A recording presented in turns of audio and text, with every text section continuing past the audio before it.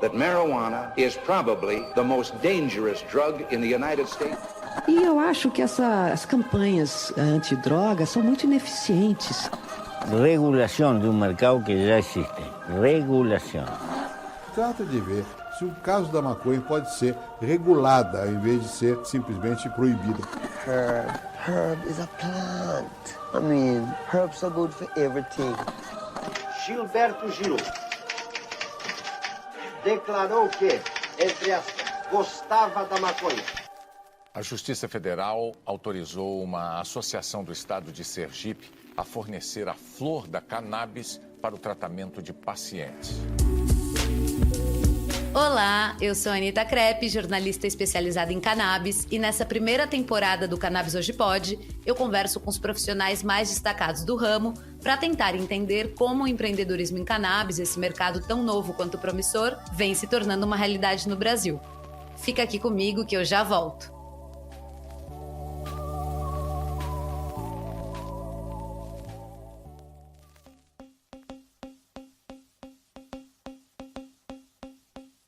Você sabe o que está por trás do seu óleo de cannabis? Na USA Hemp você sabe. Aliás, a USA Hemp Brasil é uma das poucas empresas que possui o controle total da cadeia de produção. Desde a seleção de genéticas exclusivas, passando pelo preparo do solo sem uso de agrotóxicos, colheita e secagem, até a produção do óleo com tecnologia para entregar a melhor qualidade ao paciente. Só neste ano, foram plantadas cerca de 100 mil plantas de cânhamo para a fabricação dos medicamentos produzidos pela USA Hemp, que vão desde o óleo de CBD Full Spectrum de 6.000 miligramas até os óleos feitos de canabinoides isolados como o CBN, o CBG e o Delta 9. Para saber mais, acesse usahempbrasil.com.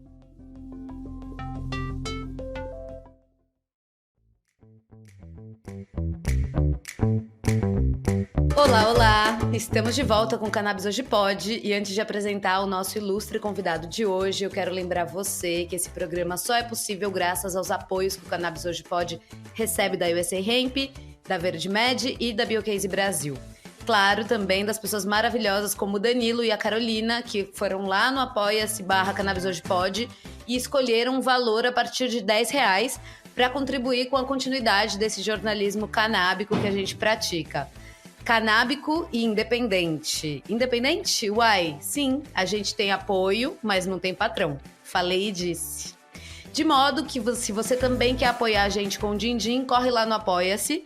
Mas se não estiver podendo, existem outras maneiras de apoiar sem ser com grana propriamente dita.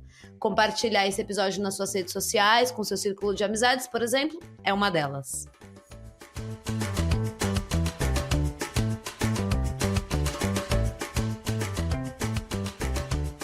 O meu convidado de hoje, como todo cozinheiro que se preze, fisga sua audiência pelo estômago, mas ele tem algo mais. Ele fisga os seus seguidores por um jeitão todo único. Em sua cozinha 420, ele recria clássicos e inventa moda, tendo como ingrediente principal o quê? A maconha, claro. E ele também cozinha por aí sob demanda, oferecendo os jantares, comidinhas para festas e eventos, tendo por base a mesmíssima iguaria. No papo de hoje, eu vou querer entender como é que isso funciona na prática. Que negócio é esse de cozinhar com cannabis e como é que ele chegou até aqui? Caio, que emoção ter você aqui com a gente. Olá, gente, tudo bem? Tô chegando aqui um pouco rouco, porém chegando. Já chegou, mas é que ele chegou direto da Expo Cannabis, gente. Então, assim, Direto. Tamo no lucro. Bom, Caio, conta pra gente quem é você, mas conta alguma coisa assim que a galera não saiba, né? Não vale dizer um maconheiro apaixonado por gatos e por cozinha. Tem que ser assim, um tweet, quem é o Caio que a gente não conhece. Bom, eu acho que o que as pessoas não conhecem ou não imaginam é que eu fui um jovem de humanas, né? Estudante de filosofia, de jornalismo e morador do Capão Redondo. E aí eu acabei virando cozinheiro por acidente e depois virei cozinheiro de maconha mais por acidente ainda, porque eu nem sabia que existia isso, ou nem existia também, não sei.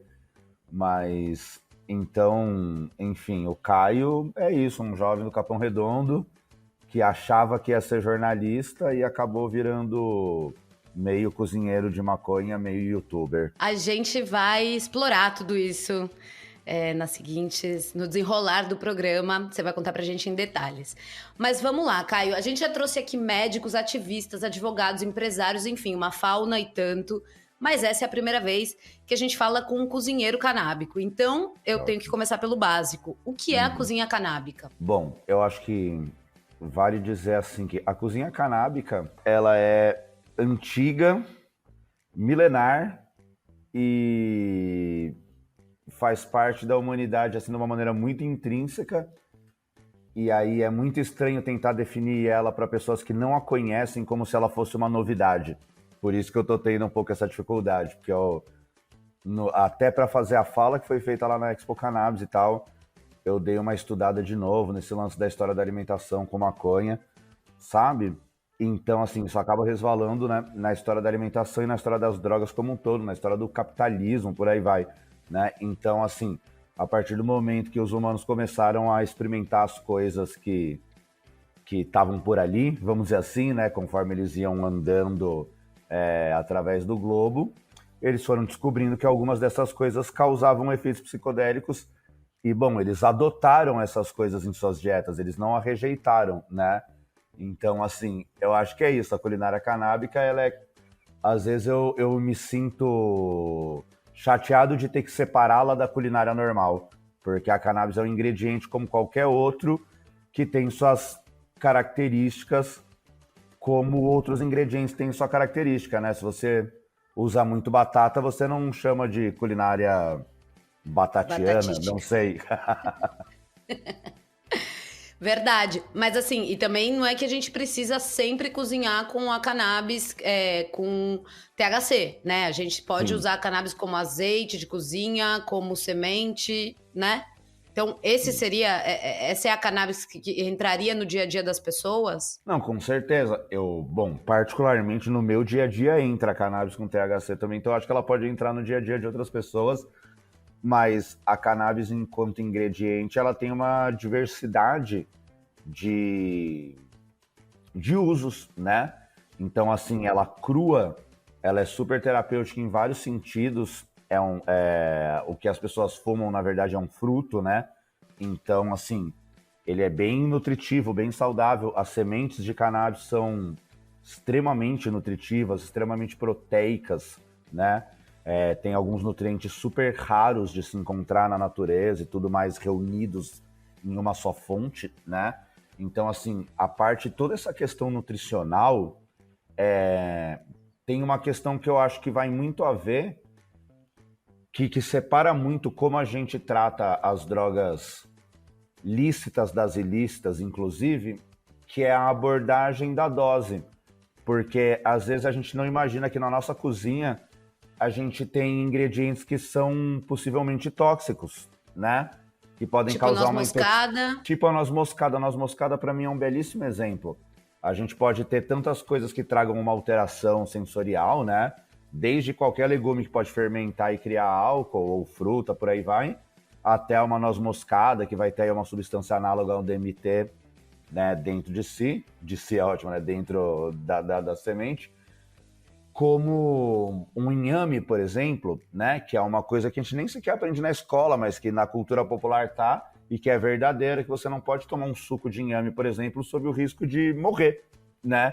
Então tem que cozinhar o inhame, né, para tirar toda uma série de fitatos e alcaloides e tudo mais que são muito perigosos, e eles são, inclusive... Não sabia. Então, que bom que você nunca tomou suco de inhame cru, né? Nunca me ocorreu, ainda bem. Mas existe, se você colocar no Google aí, depois você vai ver que tem casos de gente que morreu mesmo, sabe? Tomou suco de inhame porque diz que matava isso, ou não sei o que lá e tal.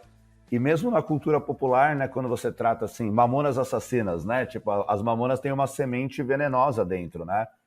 E os indígenas, por exemplo, utilizavam muito como vermífugo em quantidades muito baixas, né? Porque em quantidades altas ia matar o próprio hospedeiro, né? Claro. Mas em quantidades baixas matava os vermes. E aí, quando você fala dessa coisa da quantidade, né, da dose, eu queria voltar para a coisa de que você cozinha com THC. Sempre Sim. que você cozinha com THC, você fica high ou não necessariamente? Você pode cozinhar com THC e ainda assim que fique naquele...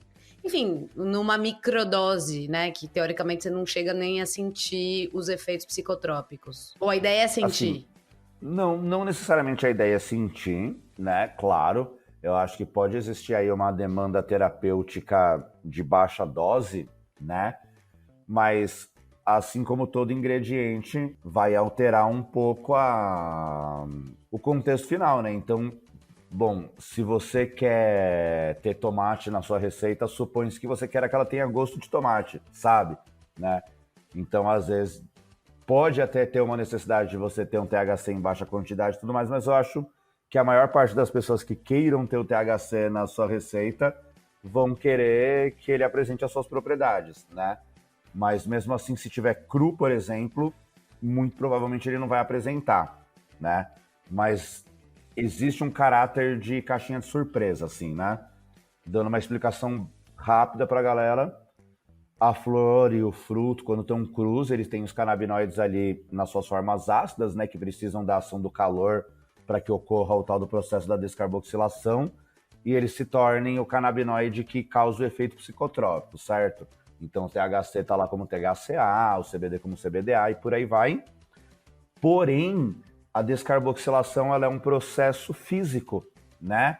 Então, assim, dependendo do estímulo físico-químico, né? Então, dependendo do estímulo que houver no ambiente, ela pode ocorrer antes mesmo que você queira. Então, se você tem uma flor que ficou muito tempo guardada... Sem necessariamente. Exato, ela pode oxidar uma parte, e aí, de acordo com a sensibilidade de cada pessoa, mesmo comendo um fruto cru, por exemplo, ela pode acabar sentindo os efeitos psicodélicos de uma parte desse THC que já se descarboxilou com a vida, vamos dizer assim, né?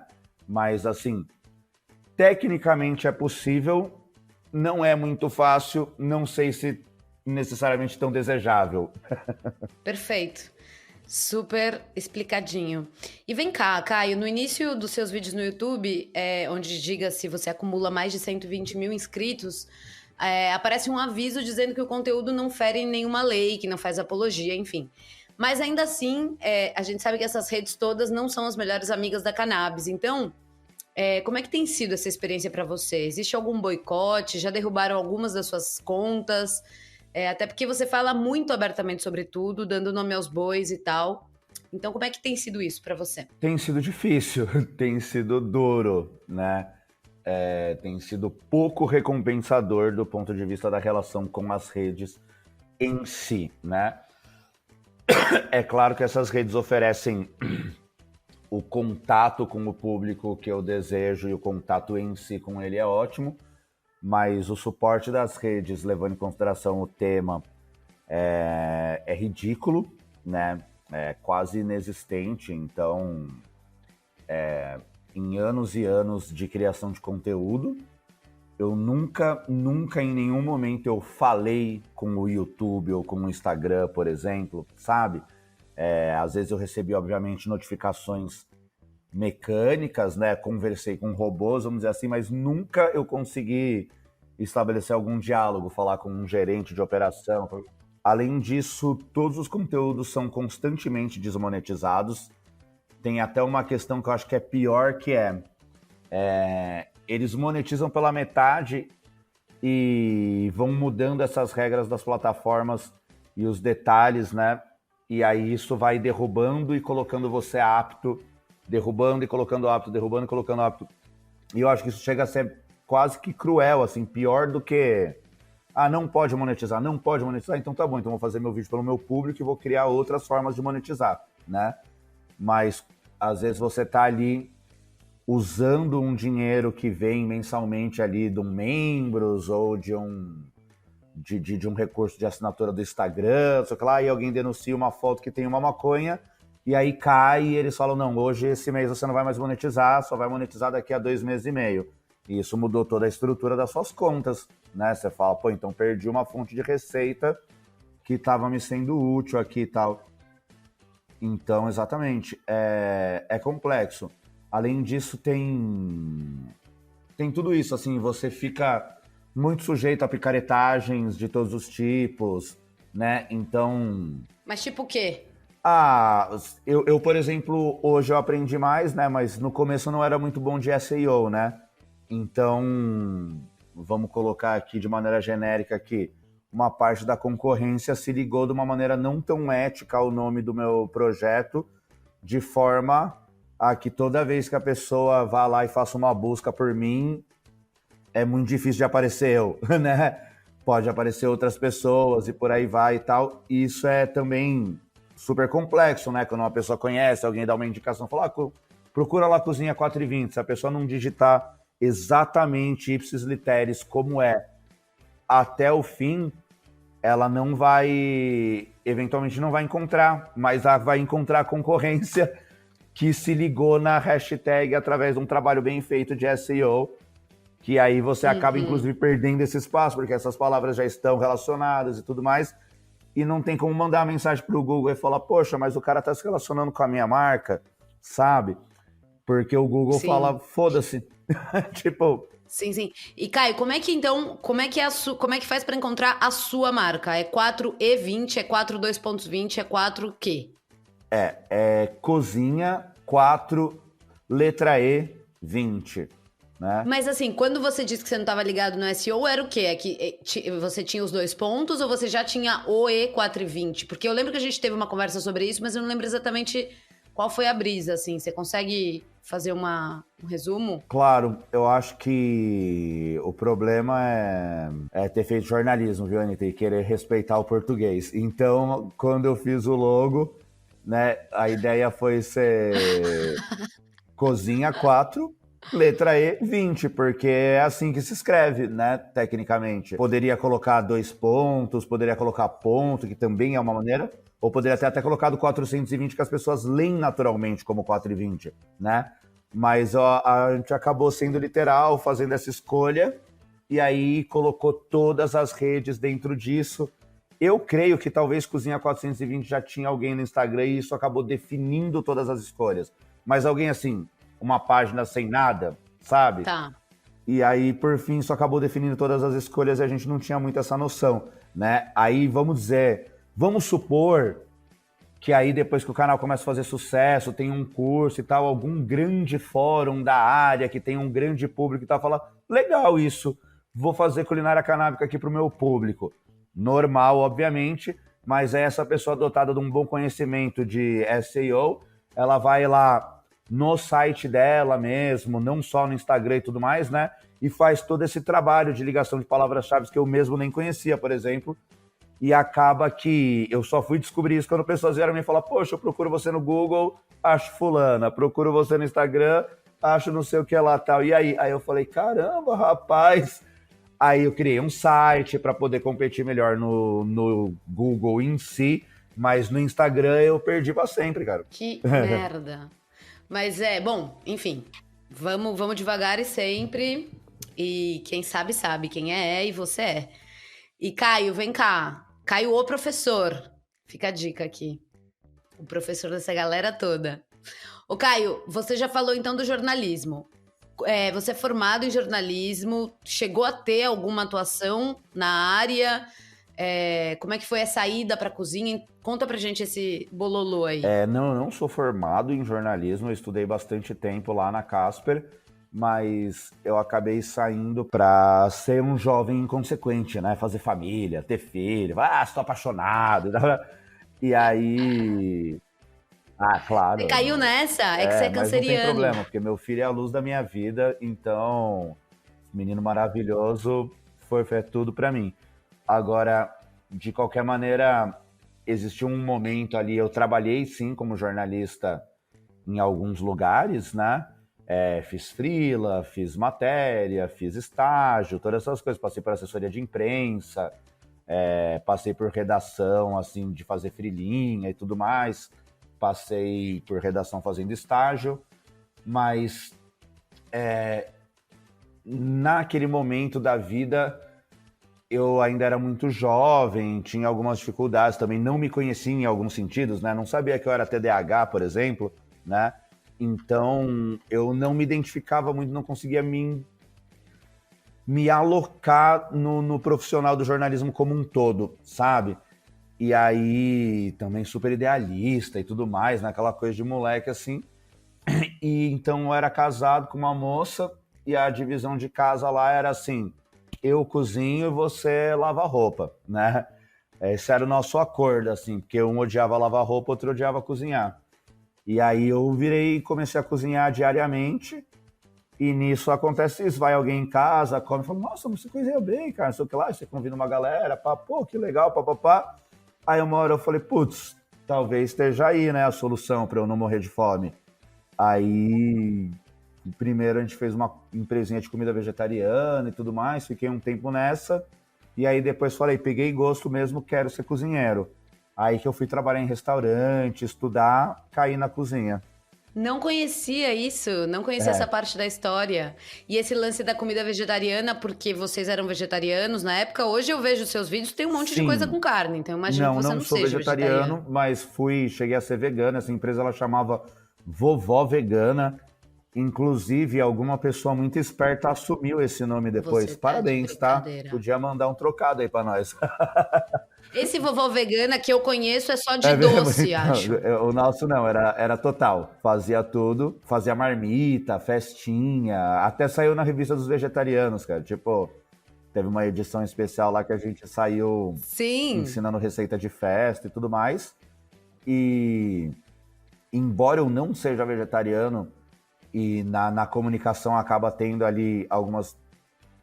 Eu diria que tem mais receita com carne do que eu gostaria.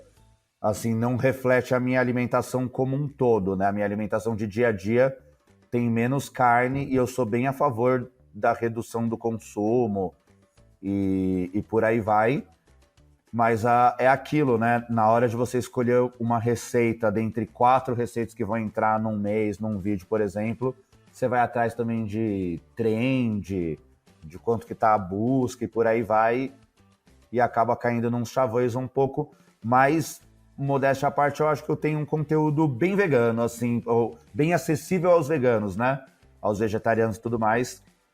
E recebo bastante comentário deles, falando, legal, tem opção, dá pra mudar.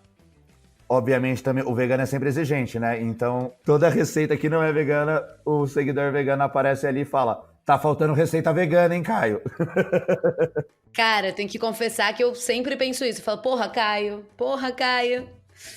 Mas, me diz uma coisa. Hoje você é mais youtuber ou mais cozinheiro? Ou seja, onde é que você ganha mais dinheiro? Com fazer comida com cannabis ou com ensinar a fazer comida com cannabis? Não por vontade própria. Hoje eu sou mais comunicador do que cozinheiro, porque para eu poder exercer a cozinha no Brasil, precisa ter uma conjunção astral muito forte, né? Então, assim, eu legalmente eu me resguardo só cozinhando para pessoas que, assim como eu, também têm habeas corpus. E o Brasil tem 200 milhões de pessoas, não tem, sei lá, 200, 300 habeas corpus. Acho que tem mais, um pouco mais agora, mas vamos dizer que tem 5 mil, entendeu? Tipo, é um universo muito pequeno que daí até quando você afunila para criar uma clientela, não sobra ninguém, né? Tipo... sobra meia dúzia de pessoas. Agora, ensinar, eu posso ensinar para os 200 milhões de brasileiros, entendeu? Então, e para quem mais quiser, para quem estiver na gringa, por aí vai.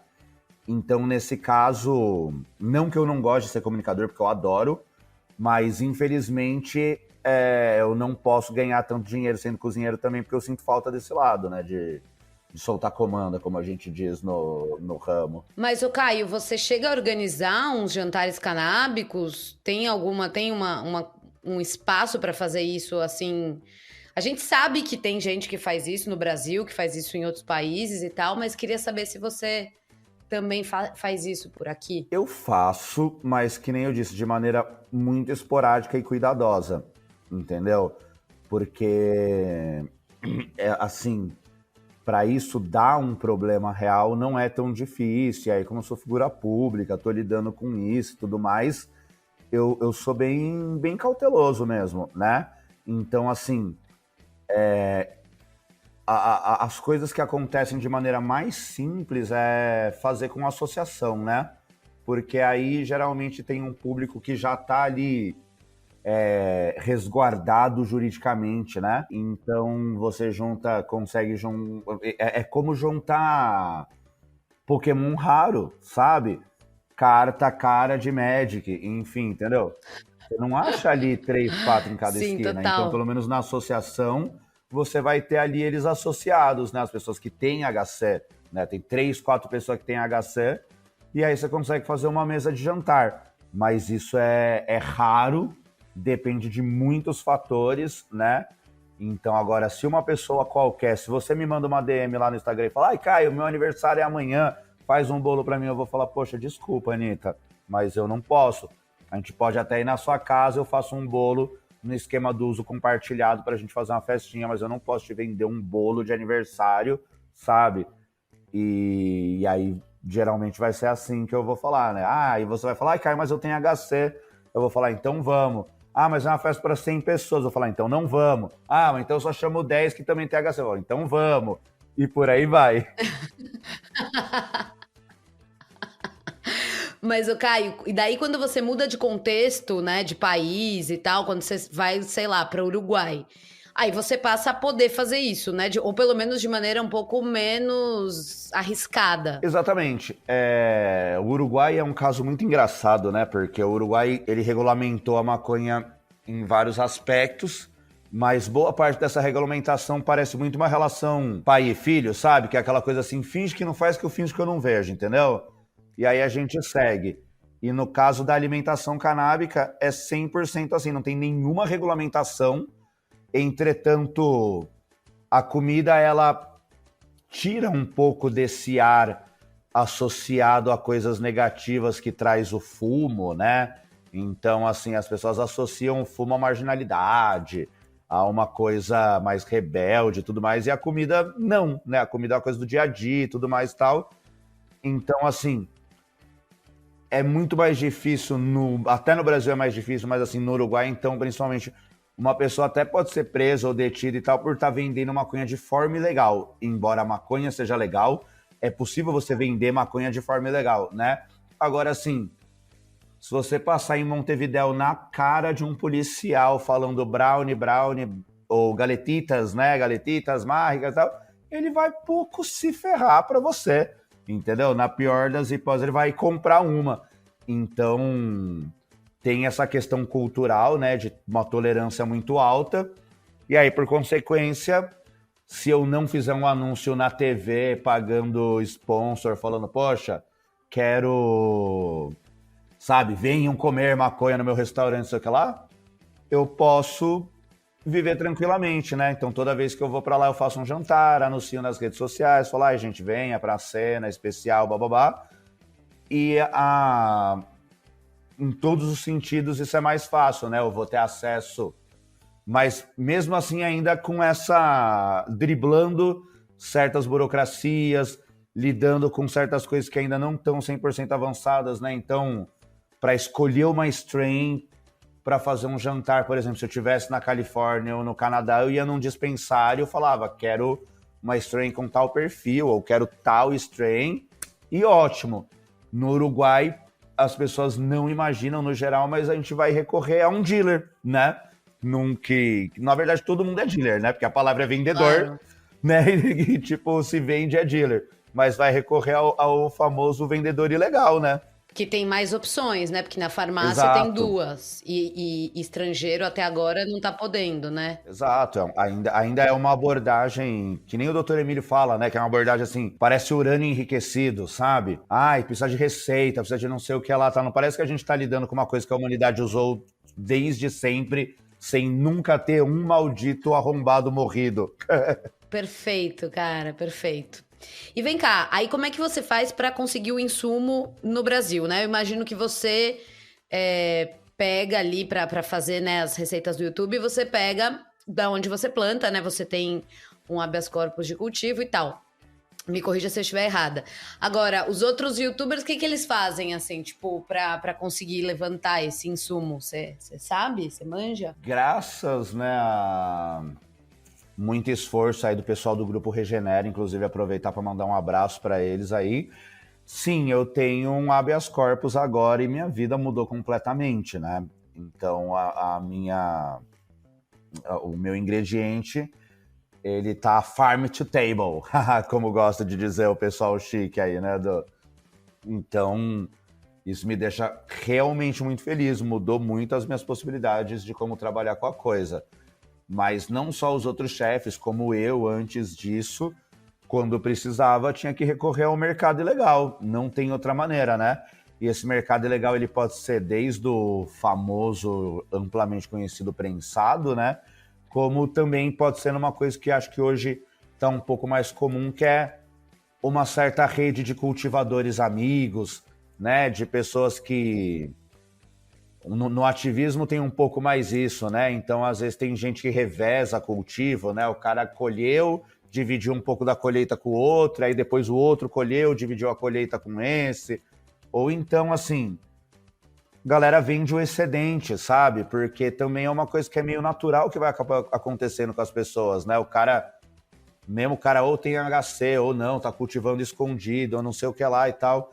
E aí sobrou, fez a medicina dele, sobrou 20 gramas, aquilo é ouro, sabe? Num país empobrecido, a pessoa vai fazer o quê com isso? Vai vender, né?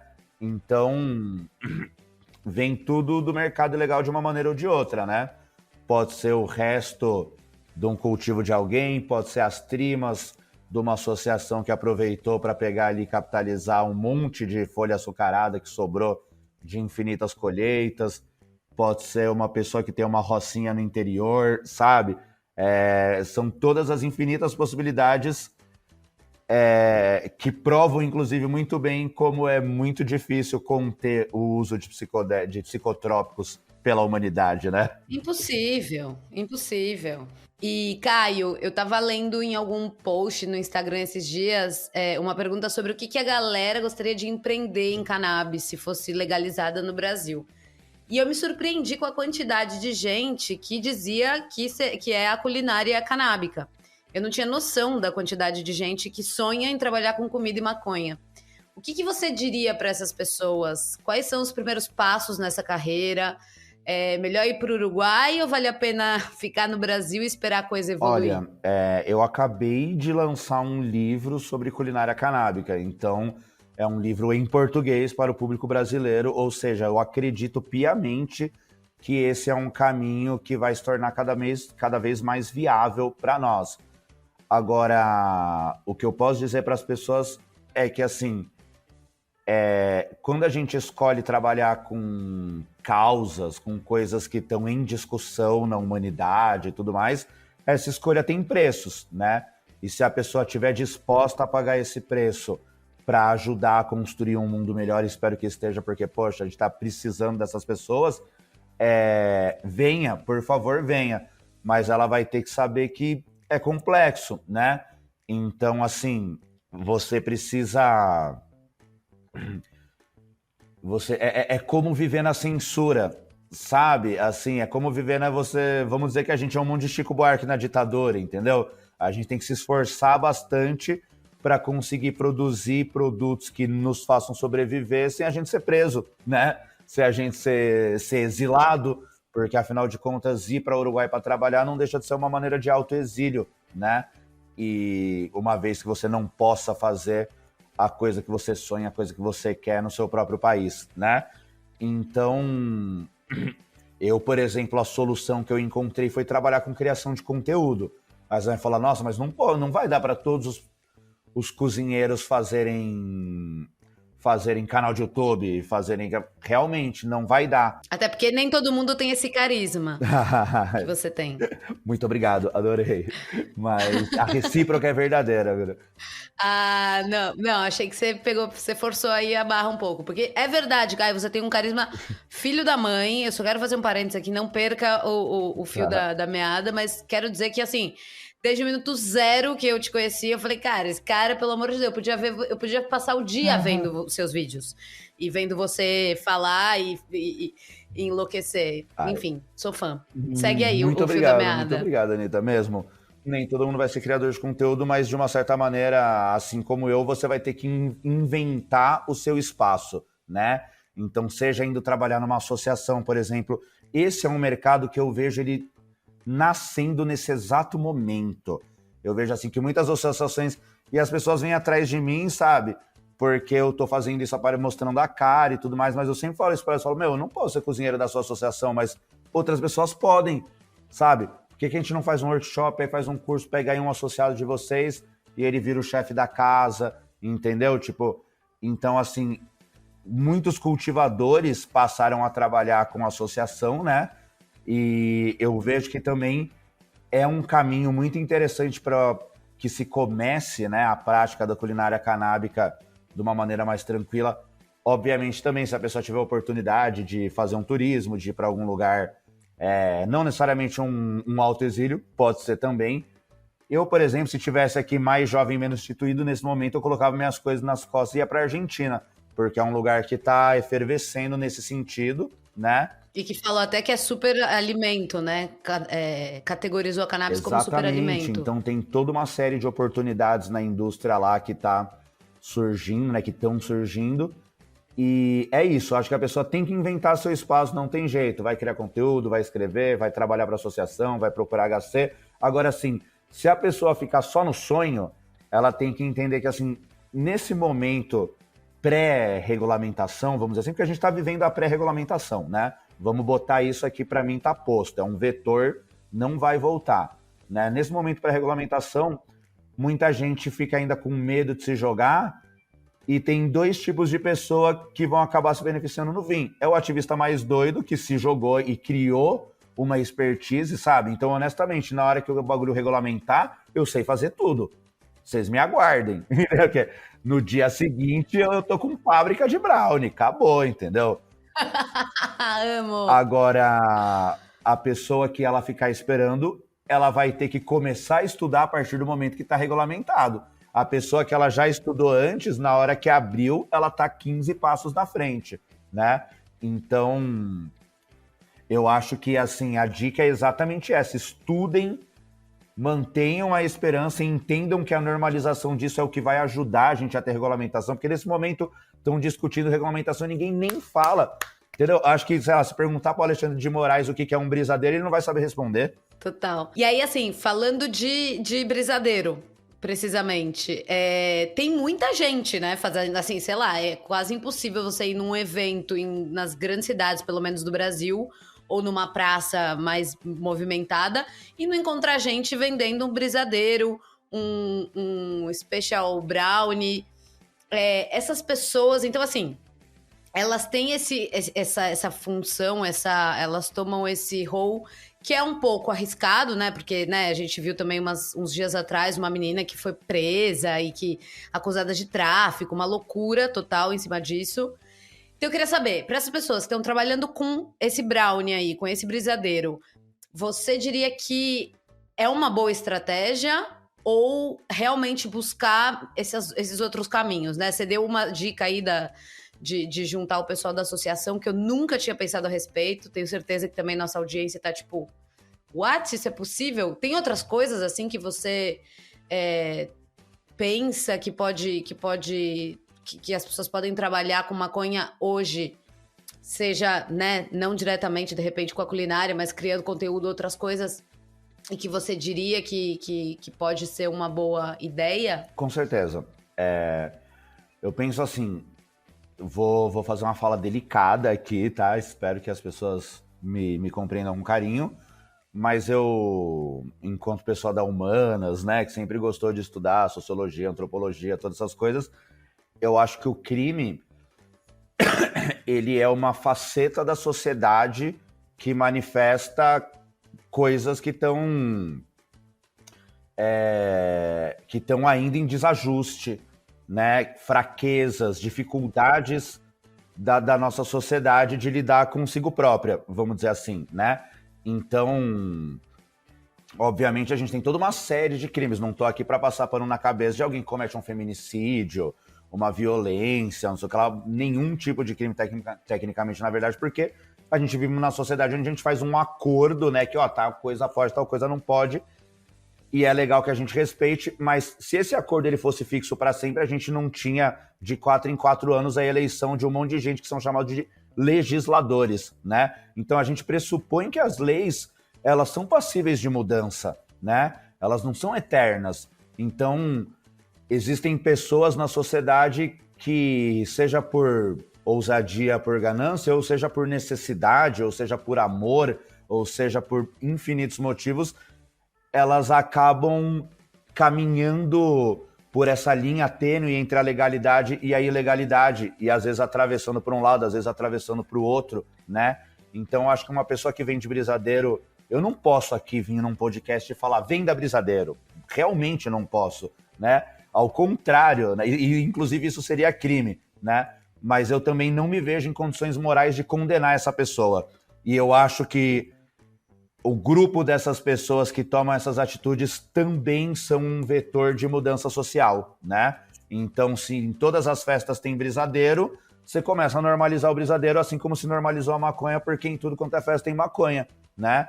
E hoje em dia qualquer pessoa que vive, se normalizou não, né? Assim como numa bolha, por exemplo, da criação dos formadores de opinião, a maconha é super normalizada. Por quê? Porque todo mundo fuma maconha. Se a pessoa não fuma maconha, o irmão fuma, a tia fuma, o primo fuma, não sei o que. Então, né, isso aconteceu dessa maneira.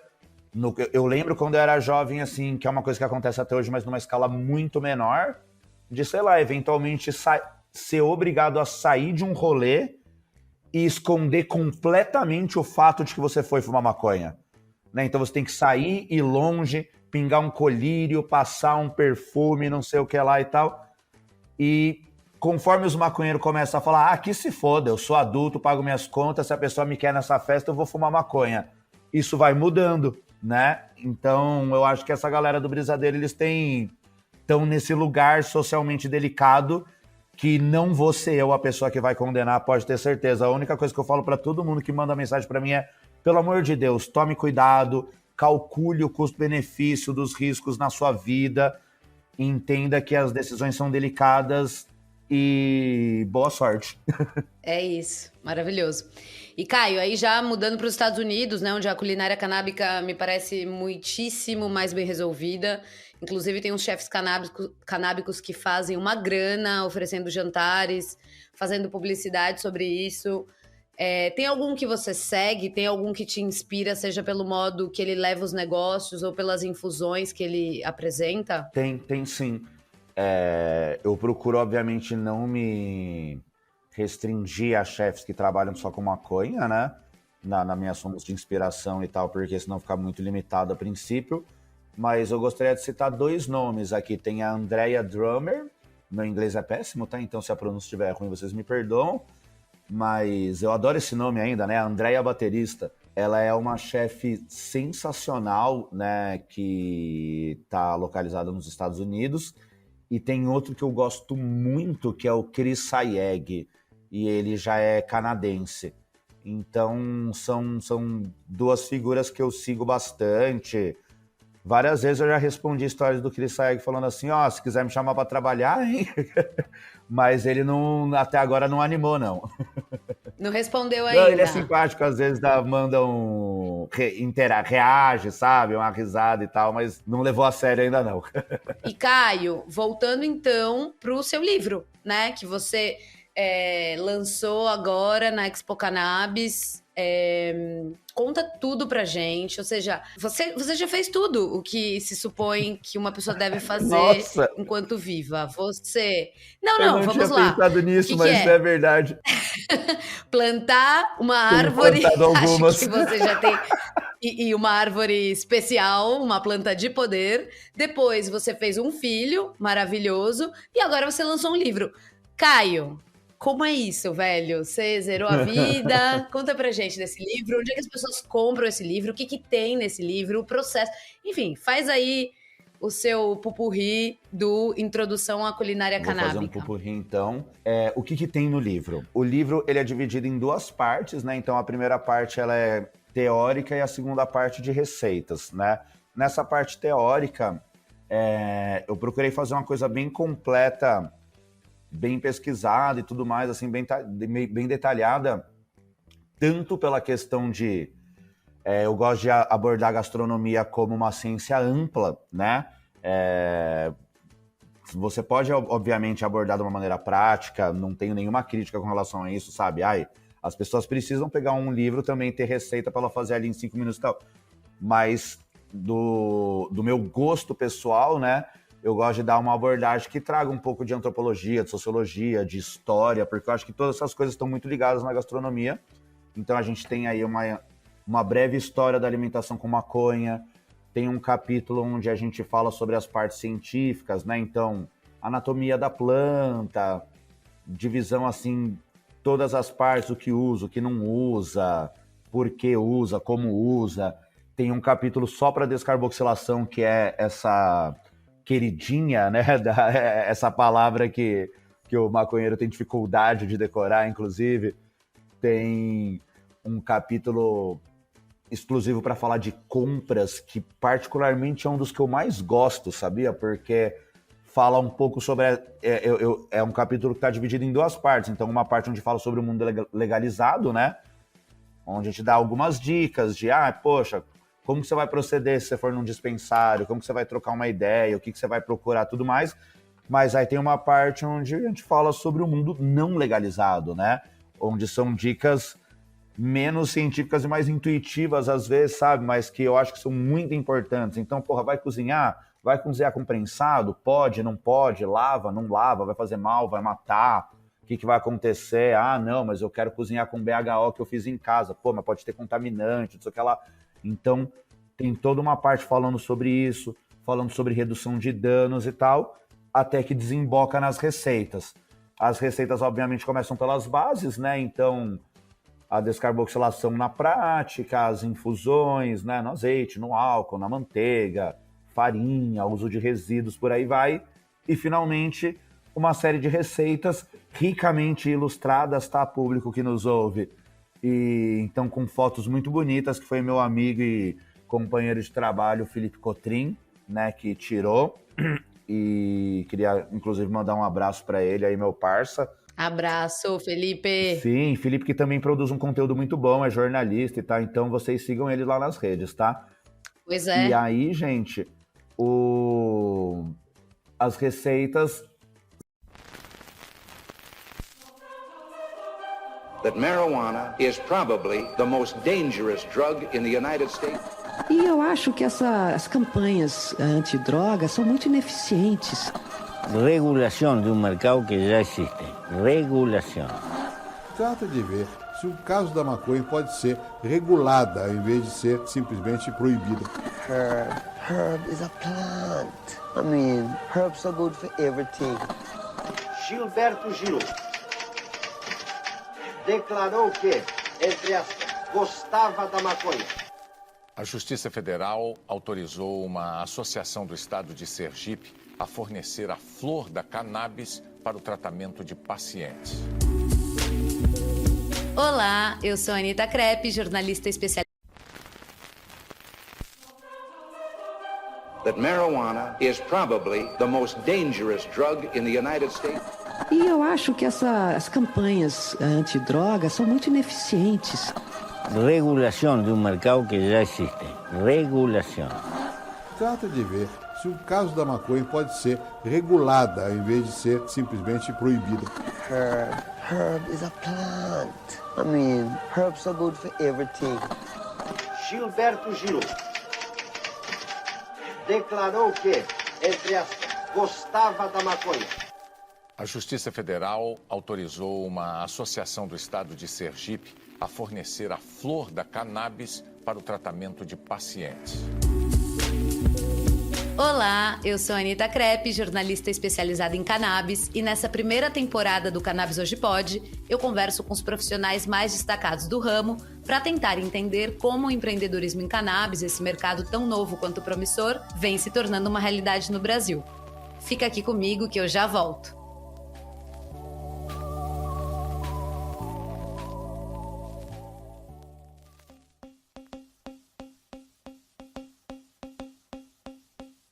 Você sabe o que está por trás do seu óleo de cannabis? Na USA Hemp você sabe. Aliás, a USA Hemp Brasil é uma das poucas empresas que possui o controle total da cadeia de produção. Desde a seleção de genéticas exclusivas, passando pelo preparo do solo sem uso de agrotóxicos, colheita e secagem, até a produção do óleo com tecnologia para entregar a melhor qualidade ao paciente.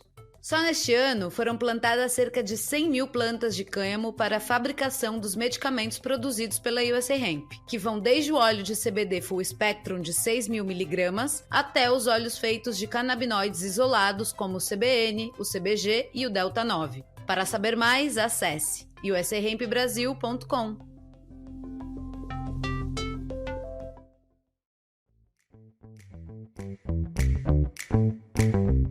Olá, olá! Estamos de volta com Cannabis Hoje Pode e antes de apresentar o nosso ilustre convidado de hoje, eu quero lembrar você que esse programa só é possível graças aos apoios que o Cannabis Hoje Pode recebe da USA Hemp, da Verde Med e da Biocase Brasil. Claro, também das pessoas maravilhosas como o Danilo e a Carolina, que foram lá no apoia-se/Cannabis Hoje Pode e escolheram um valor a partir de R$10 para contribuir com a continuidade desse jornalismo canábico que a gente pratica. Canábico e independente. Independente? Uai, sim, a gente tem apoio, mas não tem patrão. Falei e disse. De modo que se você também quer apoiar a gente com o din-din, corre lá no Apoia-se. Mas se não estiver podendo, existem outras maneiras de apoiar sem ser com grana propriamente dita. Compartilhar esse episódio nas suas redes sociais, com seu círculo de amizades, por exemplo, é uma delas.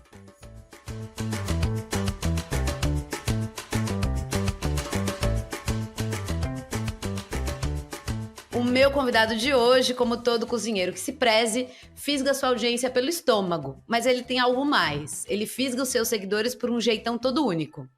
Em sua cozinha 420, ele recria clássicos e inventa moda, tendo como ingrediente principal o quê? A maconha, claro. E ele também cozinha por aí sob demanda, oferecendo jantares, comidinhas para festas e eventos, tendo por base a mesmíssima iguaria. No papo de hoje, eu vou querer entender como é que isso funciona na prática. Que negócio é esse de cozinhar com cannabis e como é que ele chegou até aqui? Caio, que emoção ter você aqui com a gente. Olá, gente, tudo bem? Tô chegando aqui um pouco rouco, porém chegando. Já chegou, mas é que ele chegou direto da Expo Cannabis, gente. Então, assim, Direto. Tamo no lucro. Bom, Caio, conta pra gente quem é você, mas conta alguma coisa assim que a galera não saiba, né? Não vale dizer um maconheiro apaixonado por gatos e por cozinha. Tem que ser assim, um tweet, quem é o Caio que a gente não conhece. Bom, eu acho que o que as pessoas não conhecem ou não imaginam é que eu fui um jovem de humanas, né? Estudante de filosofia, de jornalismo e morador do Capão Redondo. E aí eu acabei virando cozinheiro por acidente e depois virei cozinheiro de maconha mais por acidente ainda, porque eu nem sabia que existia isso, ou nem existia também, não sei. Mas, então, enfim, o Caio é isso, um jovem do Capão Redondo que achava que ia ser jornalista e acabou virando meio cozinheiro de maconha, meio youtuber. A gente vai explorar tudo isso no desenrolar do programa, você vai contar pra gente em detalhes. Mas vamos lá, Caio, a gente já trouxe aqui médicos, ativistas, advogados, empresários, enfim, uma fauna e tanto, mas essa é a primeira vez que a gente fala com um cozinheiro canábico. Então, eu tenho que começar pelo básico. O que é a cozinha canábica? Bom, eu acho que vale dizer assim que a cozinha canábica, ela é antiga, milenar e faz parte da humanidade assim de uma maneira muito intrínseca, e aí é muito estranho tentar definir ela para pessoas que não a conhecem como se ela fosse uma novidade. Por isso que eu tô tendo um pouco essa dificuldade, porque até para fazer a fala que foi feita lá na Expo Cannabis e tal, eu dei uma estudada de novo nesse lance da história da alimentação com maconha, sabe? Então, assim, isso acaba resvalando, né, na história da alimentação e na história das drogas como um todo, na história do capitalismo, por aí vai. Né? Então, assim, a partir do momento que os humanos começaram a experimentar as coisas que estavam por ali, vamos dizer assim, né? Conforme eles iam andando através do globo, eles foram descobrindo que algumas dessas coisas causavam efeitos psicodélicos e, bom, eles adotaram essas coisas em suas dietas, eles não a rejeitaram, né? Então, assim, eu acho que é isso, a culinária canábica, ela é às vezes eu me sinto chateado de ter que separá-la da culinária normal, porque a cannabis é um ingrediente como qualquer outro que tem suas características, como outros ingredientes têm sua característica, né? Se você usa muito batata, você não chama de culinária batatiana, Batatística. não sei. Verdade. Mas assim, e também não é que a gente precisa sempre cozinhar com a cannabis com THC, né? A gente pode usar a cannabis como azeite de cozinha, como semente, né? Então, essa é a cannabis que entraria no dia a dia das pessoas? Não, com certeza. Bom, particularmente no meu dia a dia entra a cannabis com THC também, então eu acho que ela pode entrar no dia a dia de outras pessoas, mas a cannabis enquanto ingrediente, ela tem uma diversidade de usos, né? Então, assim, ela crua, ela é super terapêutica em vários sentidos. O que as pessoas fumam, na verdade, é um fruto, né? Então, assim, ele é bem nutritivo, bem saudável. As sementes de cannabis são extremamente nutritivas, extremamente proteicas, né? Tem alguns nutrientes super raros de se encontrar na natureza e tudo mais reunidos em uma só fonte, né? Então, assim, toda essa questão nutricional, tem uma questão que eu acho que vai muito a ver, que separa muito como a gente trata as drogas lícitas das ilícitas, inclusive, que é a abordagem da dose. Porque, às vezes, a gente não imagina que na nossa cozinha a gente tem ingredientes que são possivelmente tóxicos, né? Que podem causar uma moscada. Tipo a noz moscada. A noz moscada, para mim, é um belíssimo exemplo. A gente pode ter tantas coisas que tragam uma alteração sensorial, né? Desde qualquer legume que pode fermentar e criar álcool, ou fruta, por aí vai, até uma noz moscada, que vai ter uma substância análoga ao DMT, né, dentro de si é ótimo, né? Dentro da semente. Como um inhame, por exemplo, né, que é uma coisa que a gente nem sequer aprende na escola, mas que na cultura popular tá, e que é verdadeira, que você não pode tomar um suco de inhame, por exemplo, sob o risco de morrer, né? Então tem que cozinhar o inhame, né, para tirar toda uma série de fitatos e alcaloides e tudo mais que são muito perigosos, e eles são, inclusive... Não sabia. Então, que bom que você nunca tomou suco de inhame cru, né? Nunca me ocorreu, ainda bem. Mas existe, se você colocar no Google aí, depois você vai ver que tem casos de gente que morreu mesmo, sabe? Tomou o suco de inhame porque diz que matava isso, ou não sei o que lá e tal. E mesmo na cultura popular, né, quando você trata assim, mamonas assassinas, né? Tipo, as mamonas têm uma semente venenosa dentro, né? E os indígenas, por exemplo, utilizavam muito como vermífugo em quantidades muito baixas, né? Porque em quantidades altas ia matar o próprio hospedeiro, né?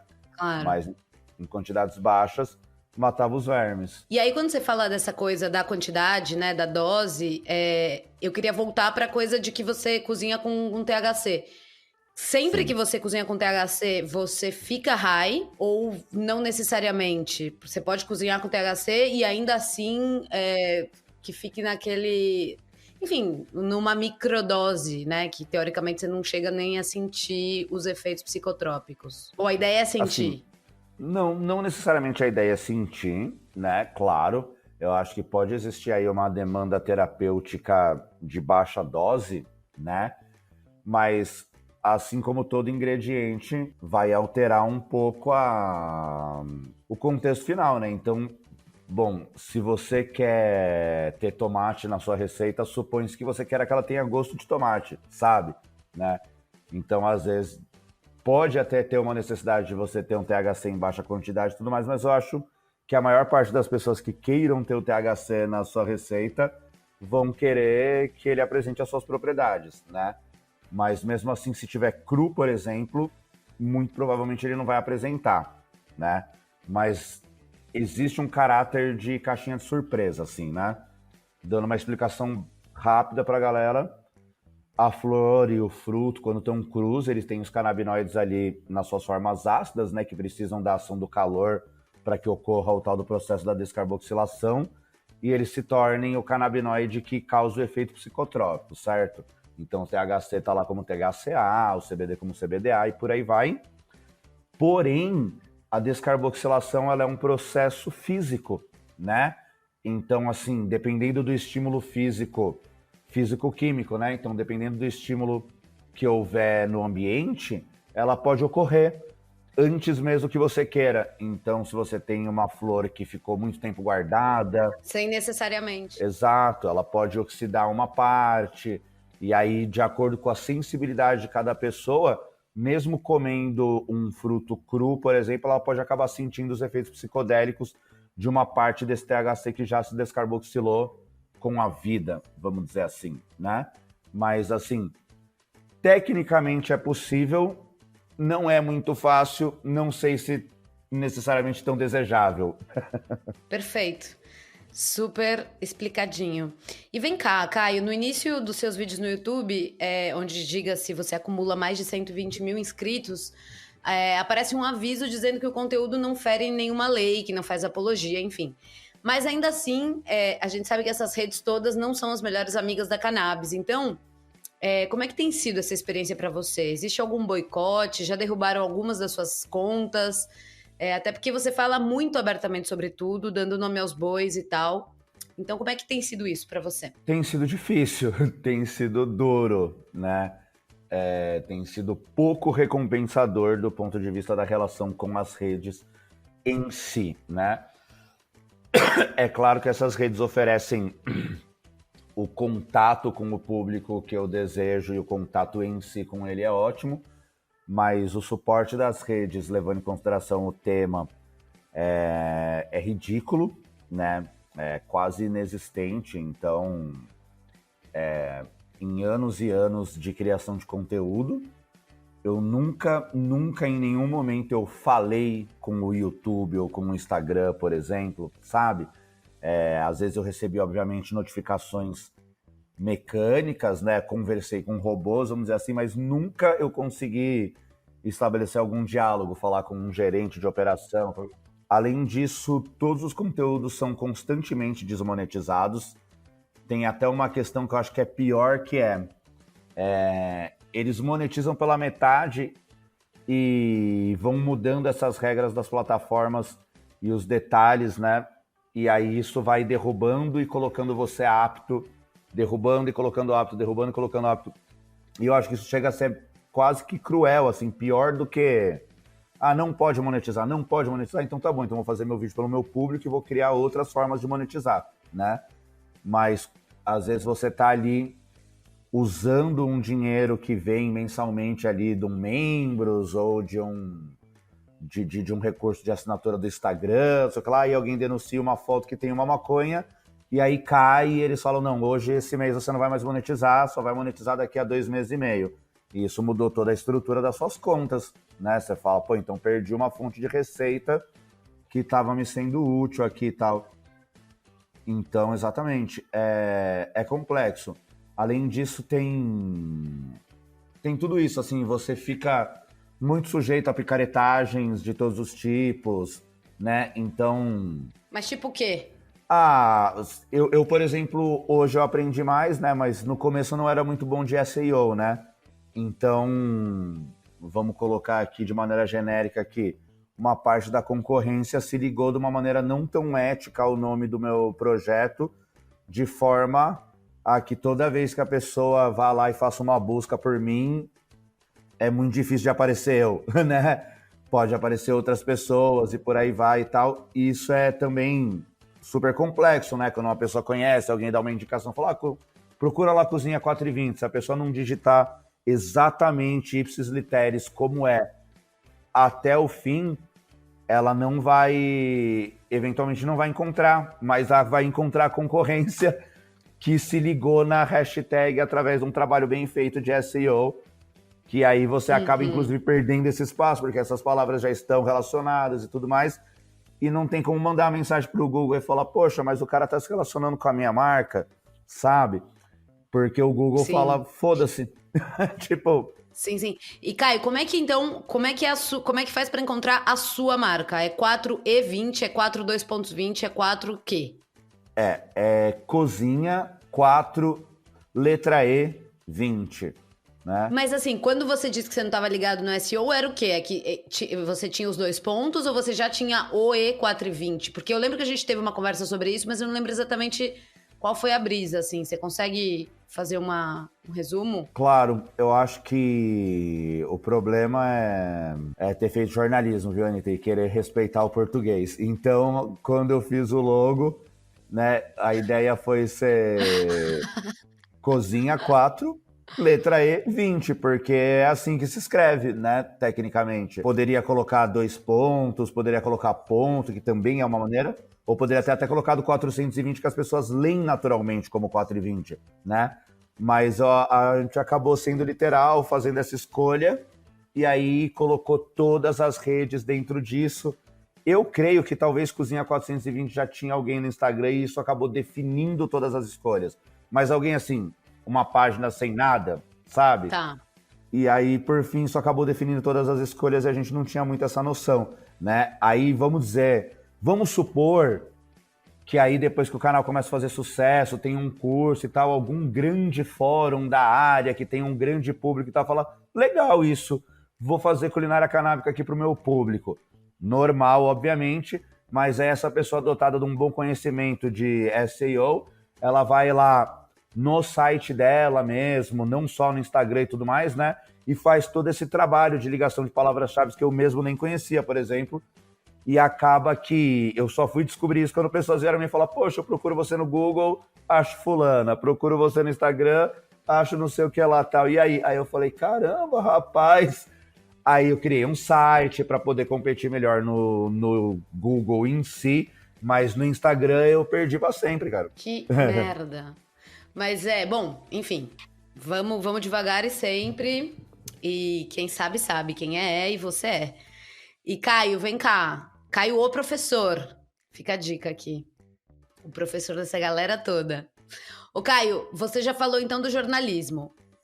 Você é formado em jornalismo, chegou a ter alguma atuação na área? Como é que foi a saída para a cozinha? Conta pra gente esse bololô aí. Não, eu não sou formado em jornalismo, eu estudei bastante tempo lá na Casper, mas eu acabei saindo para ser um jovem inconsequente, né? Fazer família, ter filho, estou apaixonado. E aí... Ah, claro. Você caiu nessa? Que você é mas não canceriano. tem problema, porque meu filho é a luz da minha vida, então, menino maravilhoso, foi tudo para mim. Agora, de qualquer maneira, existiu um momento ali, eu trabalhei sim como jornalista em alguns lugares, né? Fiz freela, fiz matéria, fiz estágio, todas essas coisas. Passei por assessoria de imprensa, passei por redação, assim, de fazer freelinha e tudo mais.